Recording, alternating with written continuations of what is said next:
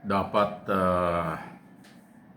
makipagtulungan si Congressman Libiste ng Batangas, yung anak ni Senador Laurel Ligarda, sa Blue Ribbon Committee dyan sa Senado para kanyang ilabas itong sinasabi niyang file record ng mga pangalan, project ng mga congressman at senador na matagal na niyang alam at nakuha yung record, nakuha niya sa DPWH, sa opisina ni dating Undersecretary Cabral, noong September pa. So ilang buwan na yan? September, October, November. Tapos December, namatay si Cabral. So mahigit na 2 buwan. Nasa kanya ang listahang ito, ang file na ito. At sinasabi niya ngayon, mga congressman din ang ayaw at pumigil daw sa kanya na huwag ilabas ito. So walang pag-asa pala na lumabas ang katotohanan sa mababang kapulungan ng Kongreso dito sa isyong ito kasi hinarang yung gusto niyang ilabas na dokumento at record. Kaya ngayon, akin pong sinasabi na dapat makipag-ugnayan siya kay Senator Ping Lacson.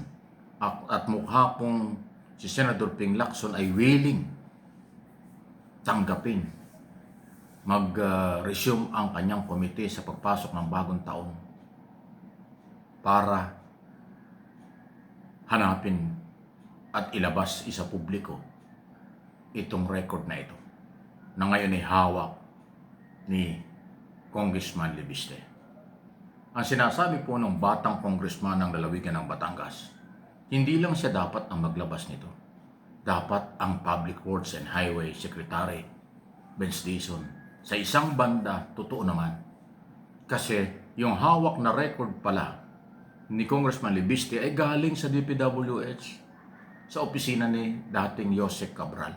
So kung meron siyang record, meron ding record ang DPWH.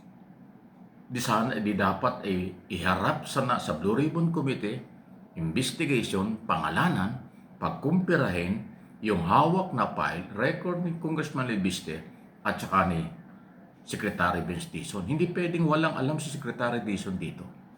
Parte ng reforma, parte ng pagbabago na utos ng Pangulo, linisin ang departamento. Hindi naman sinabi ng Pangulong pagtakpan ang mga taong nasa likod ng insertion at posibleng anomalya. Walang ganong utos. Ang utos niya, linisin. So, Secretary Dizon, please, pagpasok ng bagong taon kasi wala nang panahon ngayon, Christmas na, bagong taon na sa January na, ilabas mo ang record na ito. Kasi itong sinasabi ni Libiste, mabutit kahit papaano, batang congressman, pero may tapang. Noong una, nagdududa ako rito, pero sabi niya, may record siya, di maniwala tayo. Pati yung kanyang ina, dinamay niya. Kaya doon ako naniwala, wala siyang gustong pagtakpan kasi pati yung nanay niya, binanggit niya. Kinausap din yung nanay niya, oh, mami, bakit kasama ka rito? Ang sabi raw ng mami niya, aba, hindi ko alam, baka ginamit lang yung pangalan ko. Di ibig sabihin, seryoso itong batang Libiste ng pagbabago. Gusto niyang ihayag sa taong bayan ang nakuha niyang dokumento at record o file na pinagkaloob sa kanya. Na hindi naman pwedeng itago yan Yosek Cabral nung siya'y buhay pa. Kaya nga, personal na kinuha ng congressman. Ano sinasabi ni Libiste ngayon? Halos lahat ng congressman at senador may insertion. Kahit nga daw yung kanyang ina, si Senador Laurel Ligarda, meron. Pero kinausap niya, tinanong niya. Pero sagot daw, maaaring ginamit ang yung pangalan. Yan sinasabi ko.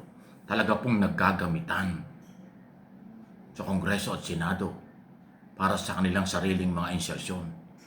Kasi kung halimbawa, congressman ka, puno na ng insertion ng distrito mo, pag dinagdagan mo pa, makakalamang ka na, magagalit na yung iba. Kaya gagamitin yung pangalan ng congressman at ibang distrito. Tapos pagka nandiyan na yung project, partihan na sila sa komisyon. Ganon ang nangyari. Kaya may pagkakataong alam nung congressman at senador na may insertion siya. May pagkakataon din at ginagawa na ginamit ang kailang mga pangalan. At dun sa file, record ni Yosek Cabral for planning, kumpleto yan. For planning nga yan Diba lahat ng project may planning? may programa, may budget, may paghahanda. Yun ang trabaho ni Cabral.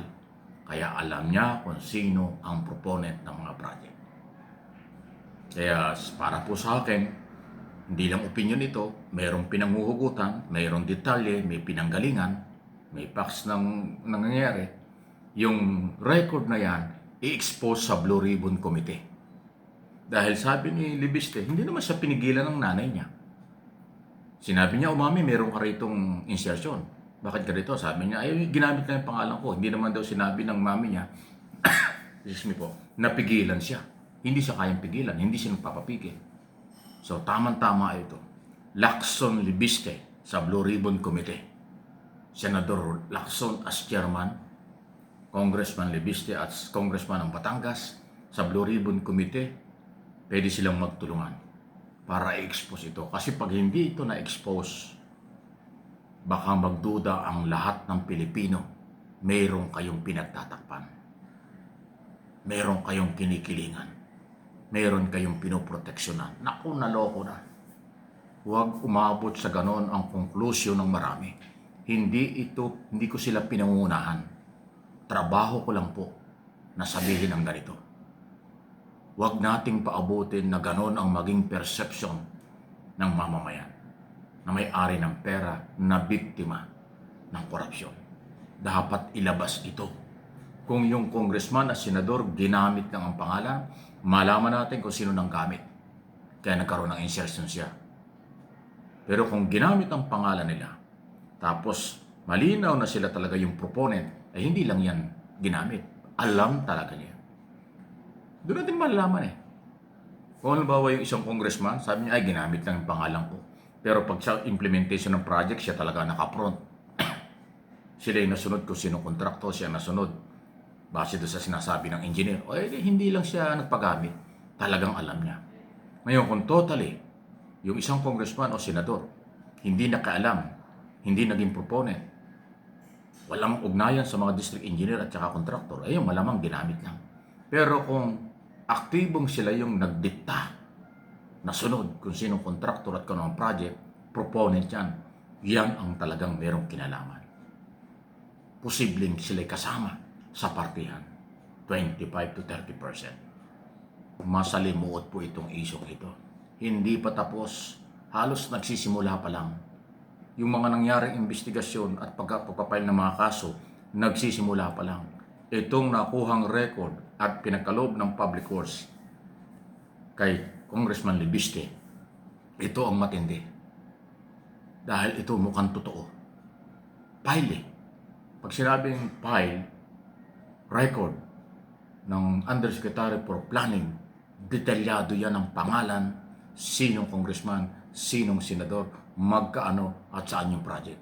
Yun ang paghuhugutan. Kaya sa tingin ko po, nagsisimula pa lang ang investigasyon dito sa bilyon-bilyon o trilyon na korupsyon. Kaya nga, idea ko lang at opinion ko, may pinanghuhugutan tayo dahil sa nangyayari, dapat mag-combine, magtulungan si Senador Lacson at Congressman Libiste para lumabas ang katotohanan.